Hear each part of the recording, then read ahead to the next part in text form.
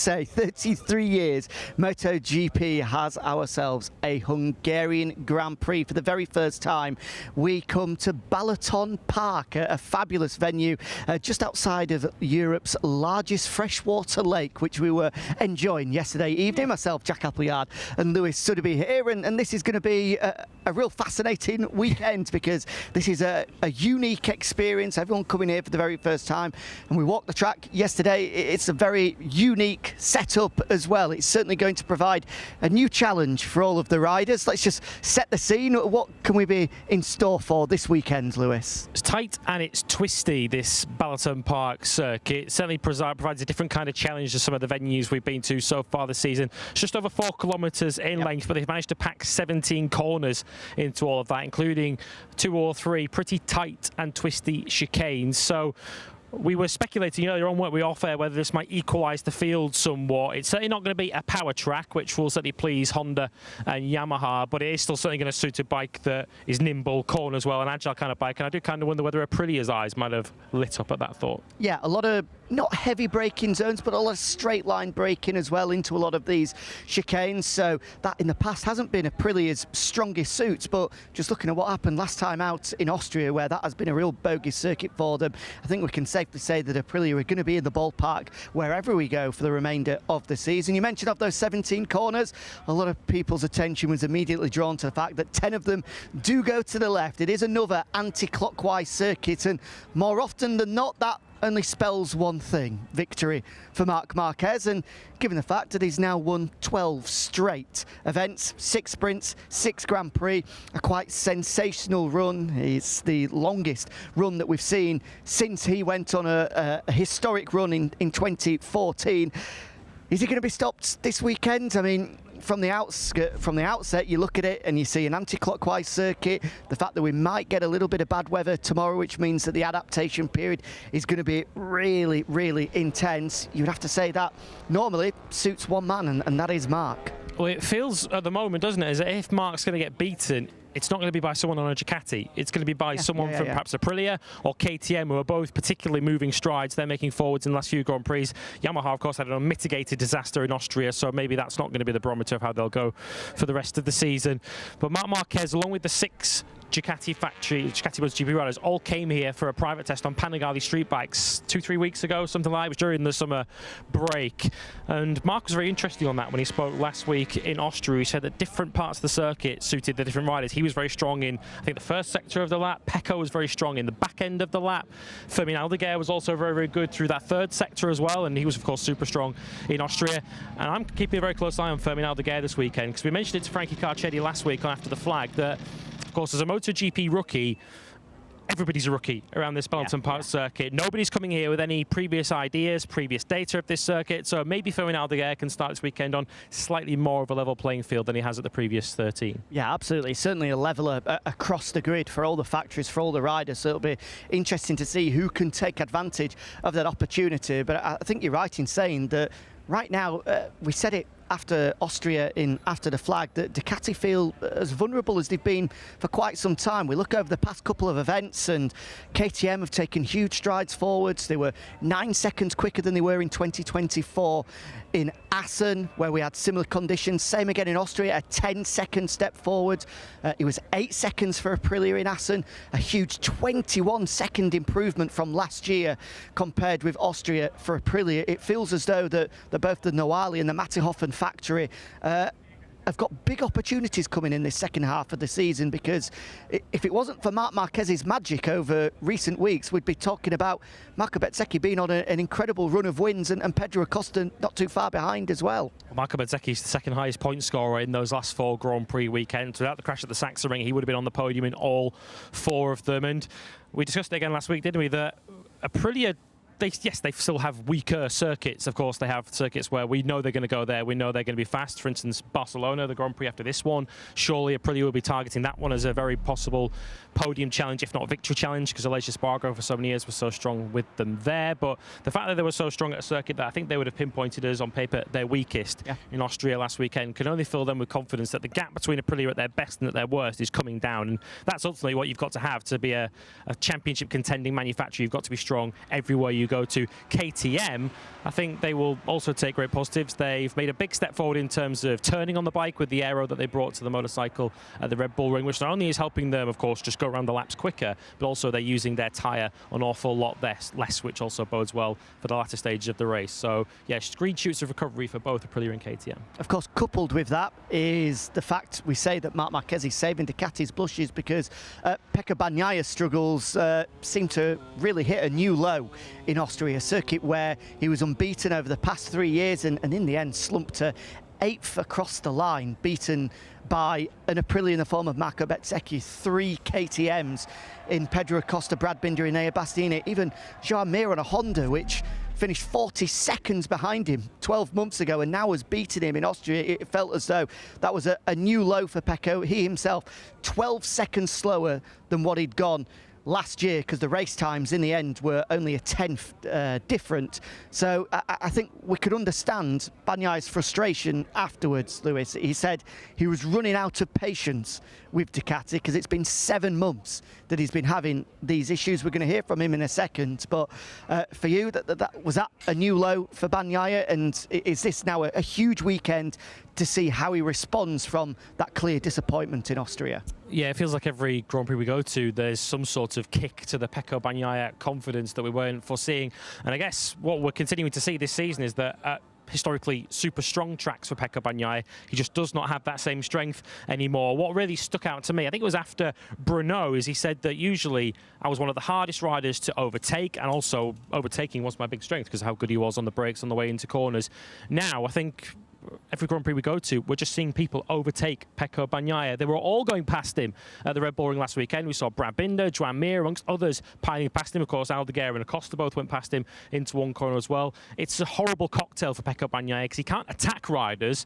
So once riders overtake him, he's got no counter-attack at all. Yeah, the overtaking him at will, it felt, in Austria. And I mean, you just go back 12 months ago and he was riding around the outside of 2, maybe even 3 riders at Jerez. As he said, his race-winning time at the Red Bull Ring last year would have won last weekend. Absolutely. It was no different. Exactly the same. So I think that's where the core of the frustration comes from, because he's looking at the lap times and thinking, I know I can do this.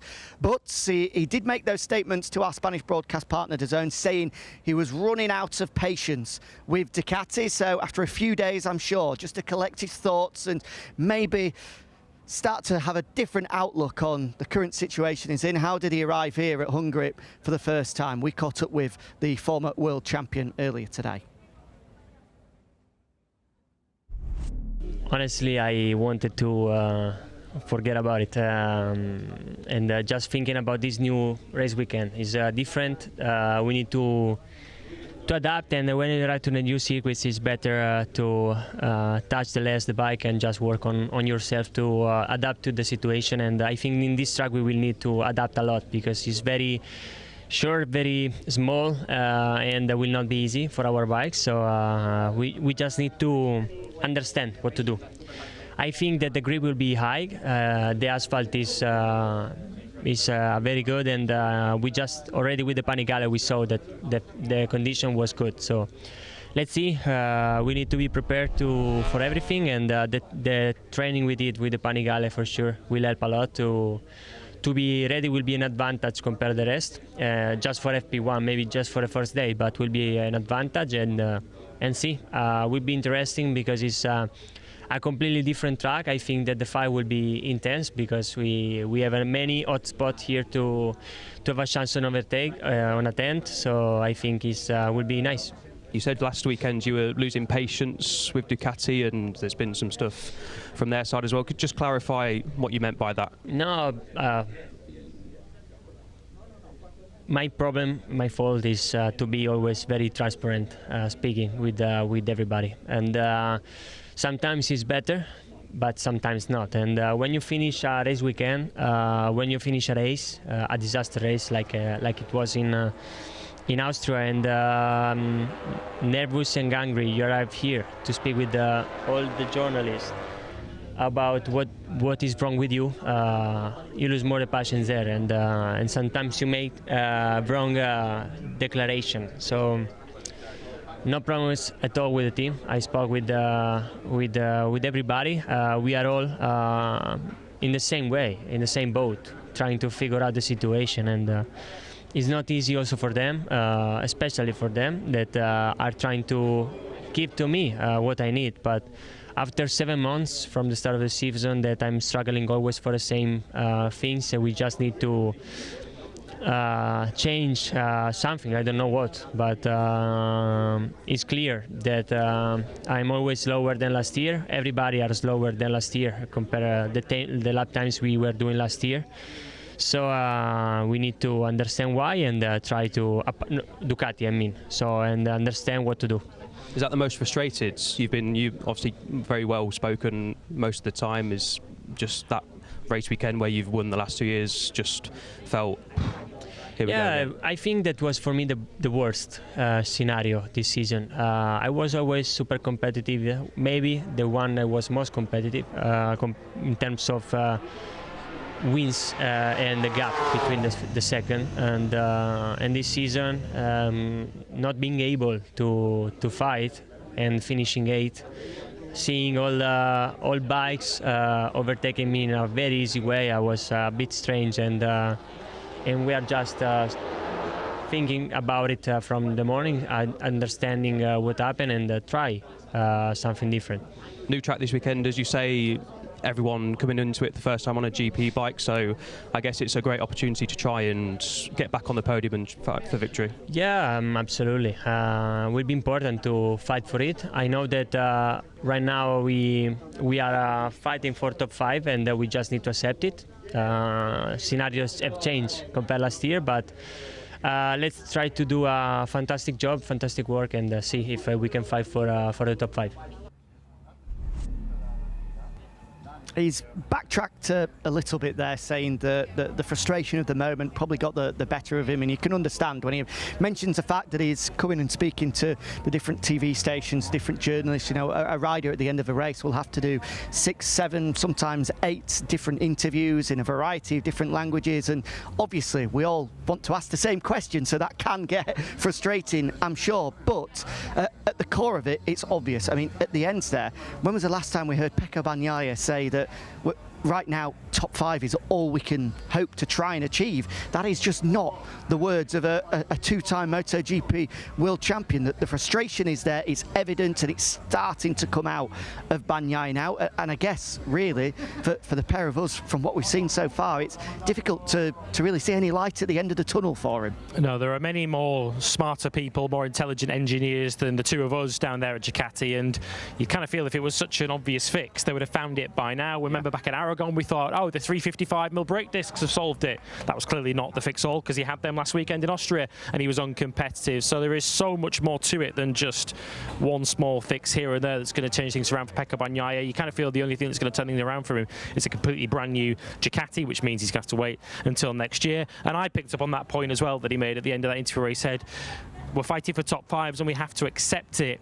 He accepts it until he puts the visor down, gets on the bike, the world champion's mentality kicks in, and of course he struggles to understand and struggles to accept why people that he feels he should be beating are beating him. Yeah, and has beaten on a number of occasions over the past 3 years. 43 points.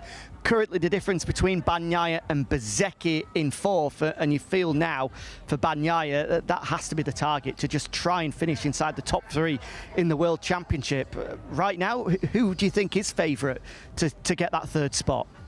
I would say Pecco just because of the consistency that he's generally been able to put together, but he's got to snap out of this slump in some way, and I think that's why he was making that point about top 5s, because he's got to try in some way to limit the damage when he is struggling so much, because as we've seen recently, take about the Brno sprint, I know there were tyre pressure parameters that played into that, but he's not finishing second behind Marquez. I think that's what will be annoying Pecco so much, is that, yeah, Marc Marquez is dominating this World Championship, we can all accept that, but Pecco Bagnaia should be thinking to himself, well, if Marc's winning, I should at least be finishing second. And the fact that he's not doing that, the fact that he's not even the second Ducati, wasn't even the 3rd Ducati in the Red Bull rings, of course, Fermin Aldeguer was in there as well, up ahead of him. That must be hurting Pecco Bagnaia so deeply. He's a champion with a champion's mentality who hates losing. Absolutely, and I don't think it was meant as a dig by Marc earlier, but some shrewd journalist asked Marc, can you understand how Pecco's feeling right now, you know, to have a teammate on the other side of the garage who's been as dominant as you are right now. And Mark said, well, in all of my career, a teammate's never beaten me. He's been the dominant teammate. Exactly. He says, in all of my career, no teammate has ever beaten me. So, sorry, no, I don't know how he's feeling. This year. Yeah, doesn't look like it's going to be the case next year as well. Right, let's hear from the man himself. He was pushed hard by Fermin Aldeguer last time out at the Red Bull Ring. And I'm sure he's going to be having a close eye on the number 54 this weekend as well. Let's hear from the number 93, the man currently leading the World Championship ahead of this new challenge this weekend here in Hungary. Yeah, of course, Balaton circuit will be new for everybody. Ducati riders will have a small advantage because we did a test here. Ducati organized super well, and we had the chance to already try the racetrack. So this will be a big help in FP1. And then from that point, let's see. It's coming from Austria, I think will be easier for everybody because it's a bit similar, stop and go corners, very hard break points. But yeah, definitely it's a different layout that we are used to in the World Championship. But in 22 races, we need to have a different layout. How did you find it on the Panigale? Alex was saying it was like stop and go, but also in FP1 there's going to be different references. Panigale is obviously slower than the MotoGP bike. So how was it on the Panigale? Yeah, on Panigale, as Alex told you, in the first run especially was difficult to take the reference. But then it's not. The technique in the circuit is not the most difficult one. So in the end, it's one line, and I believe that everybody with a different manufacturers, different bikes, everybody will be super close. Level playing field, I guess, for most manufacturers.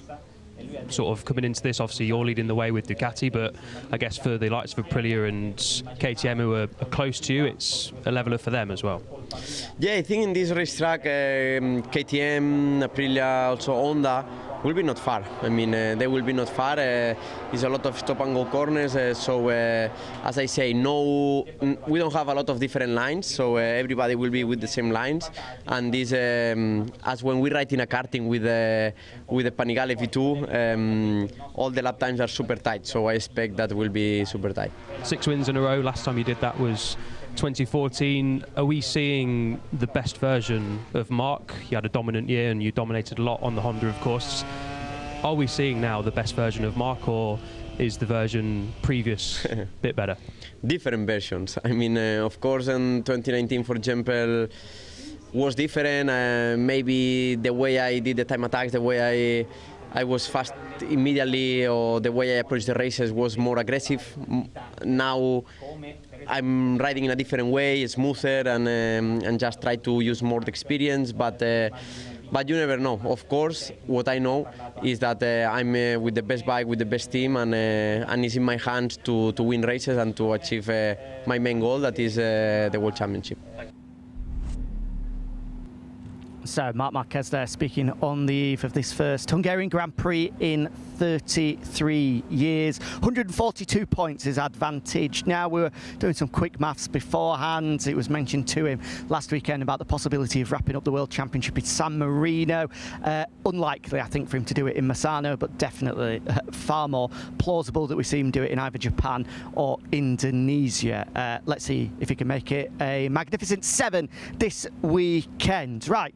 Before we hear live from Enea Bastianini, we'll be able to speak to the Beast about the improvements that KTM have made over recent weeks and the clear step that he's been able to take. We were hearing from Jack Miller earlier, who, of course, is in the middle of some, well, what he would hope are negotiations with Yamaha with regards to extending his deal for 2026. But Miller has been waiting and waiting and waiting, and despite Paolo Pavesio saying they were going to make a decision in the summer break, it was then revealed that they've knocked that back once again. And Miller, unsurprisingly when speaking in the media today, said that his patience is running out.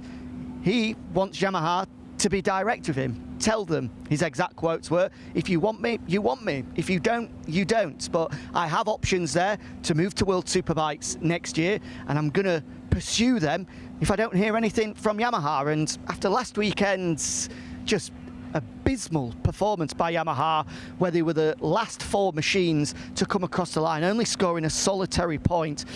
Just feels as though the mood in and around Yamaha is just starting to fall apart ever so slightly. Yeah, if you're Yamaha and you're looking for crumbs of comfort, there are some here.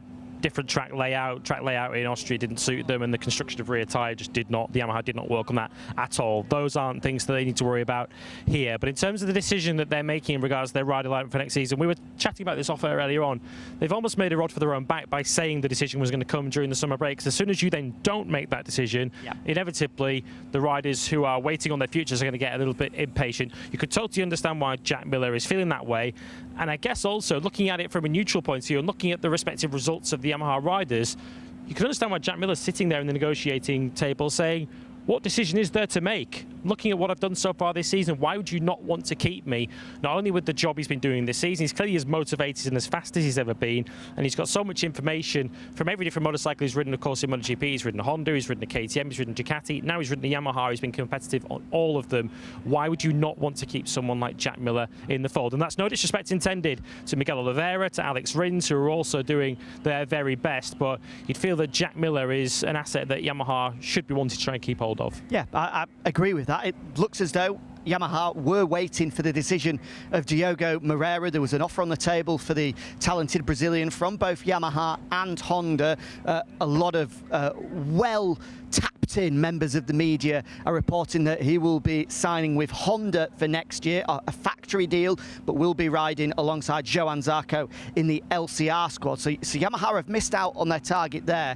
And you have to say it would be a hugely bold and brave decision, and personally, in my opinion, the wrong call to put another rookie alongside Toprak Razgatlioglu next year, when likely they're going to be making that huge step to the V4. Jack Miller has got V4 knowledge from Ducati, the best on the grid. He's got V4 knowledge from KTM, the most powerful machine on the grid. You feel as though Jack Miller can play a huge role in trying to get Yamaha back towards the front, and at the moment they're not really looking after their own, it seems. And I think Yamaha's big fear, and Jack himself, though he didn't say it directly, alluded to the fact that if he doesn't get a contract offer on the table this weekend, he's going to go and sign one of the contract offers he's got on the table from World Superbikes. And suddenly Yamaha could be in a position where not only have they missed out on Diogo Moreira, but they've also missed out on what seems like is their plan B option in Jack Miller from not getting their house in order quick enough. They have to act pretty swift, you feel, Yamaha, to stop this from getting out of control. I do understand why they would have been so keen to go as far as they could to try and get Diogo Moreira. You just need to watch the Austrian Grand Prix last weekend to see how special a talent he is. There is a link with Yamaha Brazil. I'm sure they would want to try and keep Diogo within their family in some way, shape or form. So, yeah, go as far as you can to try and get him on board. But I think your point is a good one about experience that Yamaha really want to keep next season. Of course, they've got so much riding talent off the track with Andrea Dovizioso firmly involved in the project now. Of course, Augusto Fernandez is working so hard from a test team point of view to try and give Yamaha the best possible steer on V4 versus inline 4. Surely it is going to be V4 into the future. It feels as if that inline 4 is maxed out in terms of its potential. But yeah, Jack Miller's been at this game now for 10 years. It's his 10th season in MotoGP.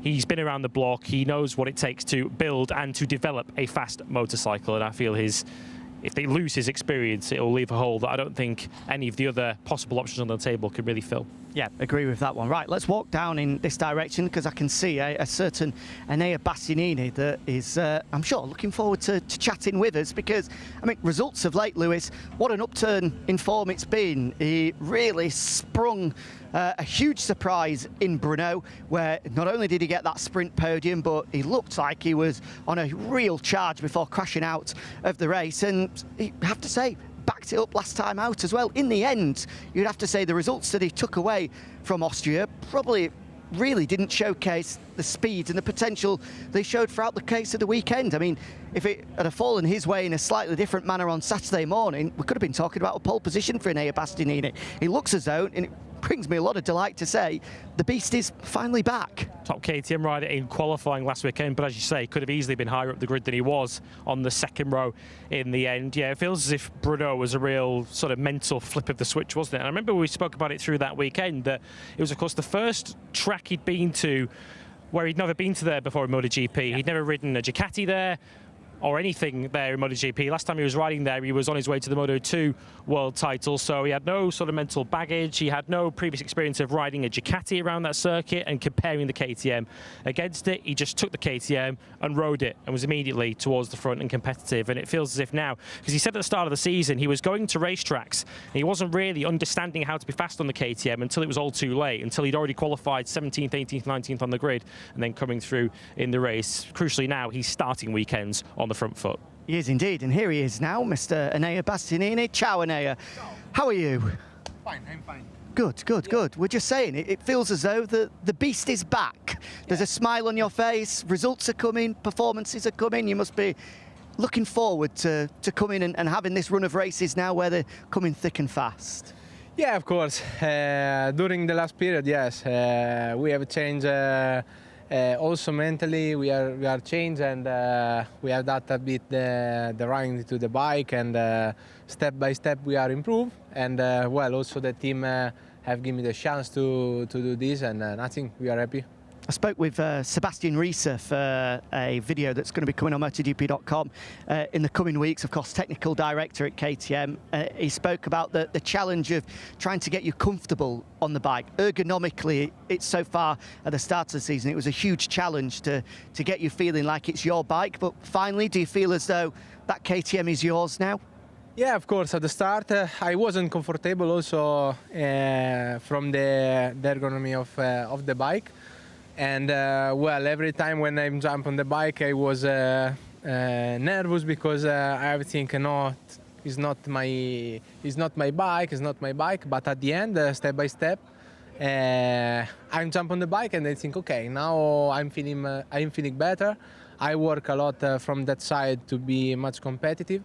And now, yeah, we miss something. We need something different on the bike. But every time when I jump on the bike, I think, okay, this is my bike, and I can play, I can do something. Of course, KTM have been bringing a lot of new parts to the bike through the season to try and improve things for each of their riders. How much of the progress from your side has come from yourself, and how much of it has come from the bike itself? Yeah, I work a lot myself, starting from the first 2-3 races, because I think when it's like this, you need to change something, and you have to understand which part is the critical one, no? And well, I work at home. I have a train to be much competitive with this bike because it's much physically. It's very physically. And well, step by step I've improved, and also mentally, because when you try many things on the bike and nothing changes, the problem in that case are you, no? And you need to work on yourself, and nothing. I did it. Looking ahead to this weekend then, brand new track for everyone in MotoGP. How do you go about learning a new track? Do you play it on the PlayStation? Do you just prefer to walk it, or do you just prefer to see it for yourself on a Friday? Yeah, I didn't play with the PlayStation, but I'm walk around the track now. So how is it? And well, when we have the chicane, it's very slim, the track. But in the other parts, it looks like good. And well, when we come in a new track, is a new challenge, and we are ready for that one. And tomorrow, let's enjoy a bit, because it will be important. And also, yeah, I don't like the PlayStation. I prefer the real. Just looking at KTM's results in Austria, just finally, both yourself, Pedro, Brad, all up fighting for the podium inside that top 6 or 7. Does it feel as though KTM, now after a turbulent start, are ready to fight at the front every weekend? Yeah, I think the last 2 races are helped us, because in Brno we was competitive, in Austria we was at home for everybody, the KTM rider, and I think the track was good one for us. But yes, I think also the factory have improved, have given me some new parts on the bike, and especially the new aero have worked very good in the last round, and I think we can bring that sensation for the future. And well, at the moment, the job of the team has been the good one. Well, Naya, thank you for your time. Hope you have a good weekend. We've got to go to the press conference now. Hopefully you're sat there in the press conference on Sunday. That's the plan. That's the plan. For the moment, no Naya Bastianini, but there may well be ahead of the Catalan Grand Prix in 2 weeks' time. Fingers crossed for the Beast. This time around, though, it's Fermin Aldeguer, who, of course, stole headlines for his brilliant ride in Austria alongside Marco Bezzecchi and Joan Mir, thanks to his best result in nearly 18 months for Honda. Those three stars lined up, as ever, alongside our very own Matt Burt.